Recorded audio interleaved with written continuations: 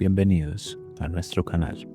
Hoy miraremos un video acerca de la muerte clínica en un caso del Dr. Manuel Sanz Segarra, que descubre la experiencia cercana a la muerte de una experiencia que vivió un paciente de él.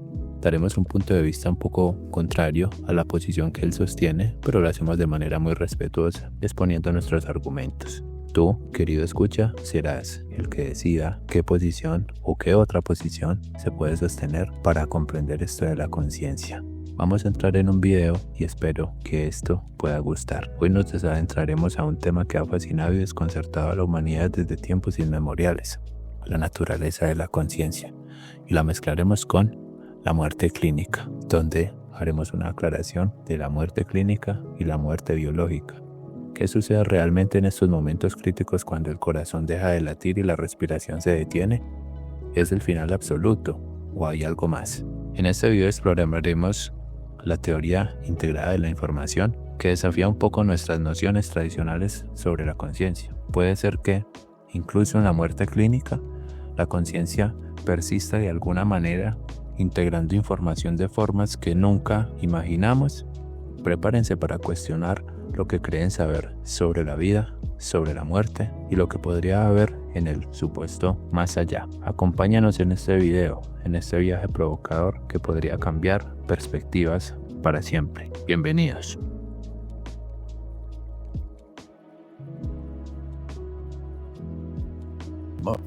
Yo aquel día estaba de jefe de guardia en el servicio de urgencias del Hospital Universitario de Belviche.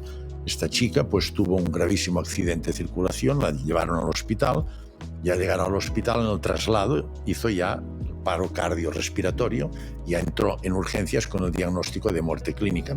Bueno, la primera parte que nos llama la atención y muy importante señalar es que hay que entender primero la definición de dos conceptos aquí para comenzar a matizar la postura del doctor y la postura que manejamos aquí. Y lo primero es decir que la muerte clínica básicamente se refiere a la cesación de las funciones vitales, tales como la respiración o la actividad cardíaca. Eso es lo que se conoce como muerte clínica. Por otro lado, el concepto de muerte biológica hay que tenerlo muy en cuenta aquí, porque no es lo mismo que muerte clínica. La muerte biológica es el proceso irreversible en el que las células y los órganos del cuerpo dejan de funcionar.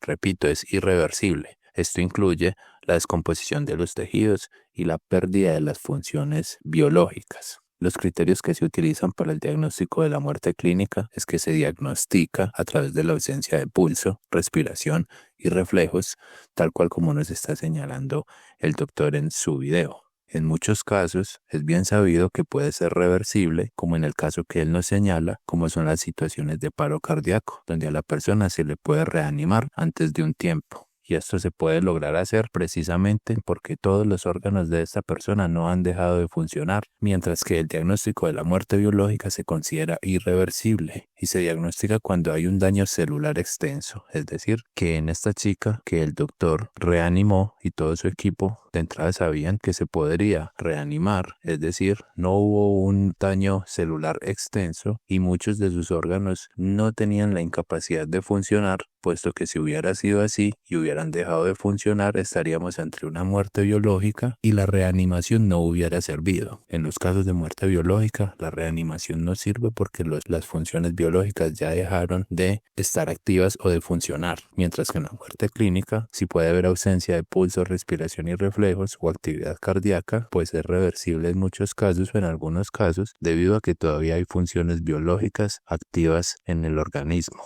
Es por esto que desde la TI, teoría integrativa o integrada de la información, se sugiere que la conciencia depende de la actividad neuronal organizada e integrada. Y durante una experiencia cercana a la muerte, el cerebro puede experimentar alteraciones que afectan temporalmente su capacidad de integración de información, pero sin llegar a una pérdida total e irreversible. Es por esto que desde esta teoría de la mente o hipótesis científica, acuñada inicialmente por el neurocientífico Tononi en el 2004, se da una respuesta a la experiencia cercana a la muerte, sosteniendo que cuando una persona experimenta una SM podrían ocurrir varios fenómenos desde la perspectiva de esta teoría. La primera es que puede haber una disminución, pero no un colapso total, y se dice que aunque la actividad cerebral se reduce, aún queda suficiente integración para generar experiencias. También se dice que puede haber un aumento transitorio antes del colapso, y sabemos que la muerte clínica está antes del colapso total e irreversible, como la muerte biológica. Los estudios de EEG sugieren que justo antes de la muerte clínica hay un aumento de actividad gamma y una hiperconectividad en la corteza, lo que podría explicar la intensidad de las experiencias cercanas a la muerte. Por esto no estamos o nos paramos, sostenemos una posición contraria a la del respetado doctor. Además, se dice que hay estados de conciencia no convencionales. Desde esta teoría, la desinhibición de circuitos cerebrales podría permitir la integración de información de manera no habitual, generando visiones, sensaciones de unidad cósmica o revisiones de vida. Pero continuemos escuchando el interesante caso que expone el doctor. Que me avisaron, asistí rápidamente a la sala, hay una sala preparada en urgencias para estos casos, y el diagnóstico de entrada efectivamente fue de diagnóstico de muerte clínica, paro cardíaco, respiratorio, todo lo que hemos definido, toda experiencia cercana a la muerte. Podemos decir entonces desde esta teoría de la mente, la cual estamos exponiendo hoy acá, que es más de corte fisicalista, no reduccionista, física digital, pero no computacionalista como podría ser el funcionalismo de máquina. Esta postura nos da una respuesta, y es que cuando una persona experimenta un paro cardiorrespiratorio, su cerebro sufre una reducción drástica del flujo sanguíneo y del oxígeno, lo que afecta su funcionamiento.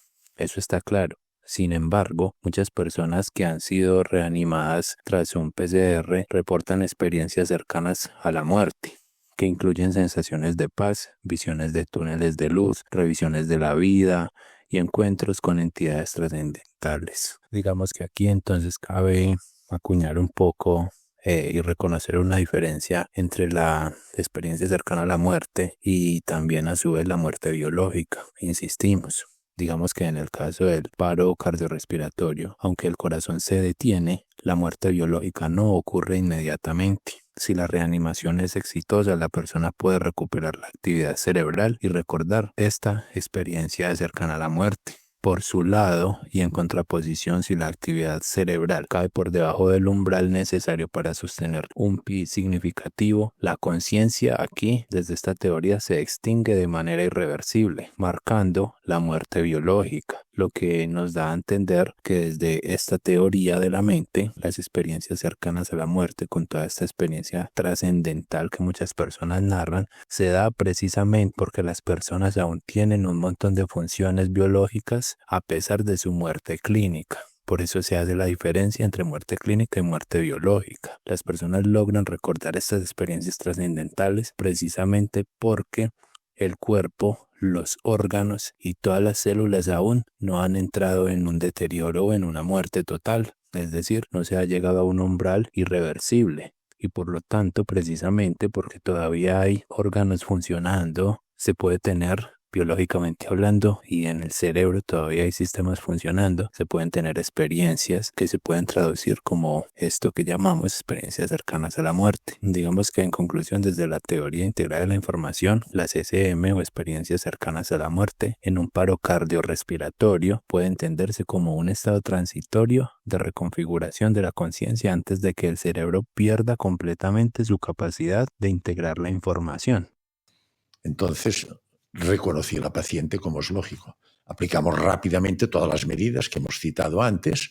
¿La paciente inconsciente? Totalmente. La paciente estaba en paro cardíaco, paro respiratorio, sin reflejos y sin actividad cerebral. O sea, lo que tiene delante es una persona muerta. Totalmente, clínicamente muerta. La teoría de la mente que aquí estamos exponiendo sugiere que la conciencia en estos casos depende de la actividad neuronal organizada e integrada, y que en estos casos de muerte clínica o experiencia cercana a la muerte, el cerebro puede experimentar alteraciones que afectan temporalmente su capacidad de integración de información, pero sin llegar a una pérdida total e irreversible. Precisamente por esto, porque todavía hay funciones biológicas activas, es que las personas logran tener estos estados alterados de conciencia desde este punto de vista. Pero continuemos con el video. Clínicamente muerta, entonces compréndase como el cese temporal, y por eso se puede volver a revivir precisamente, porque no se ha llegado a muerte biológica. Es el cese temporal de signos vitales como actividad cardíaca y respiratoria, pero con posibilidad de reversión.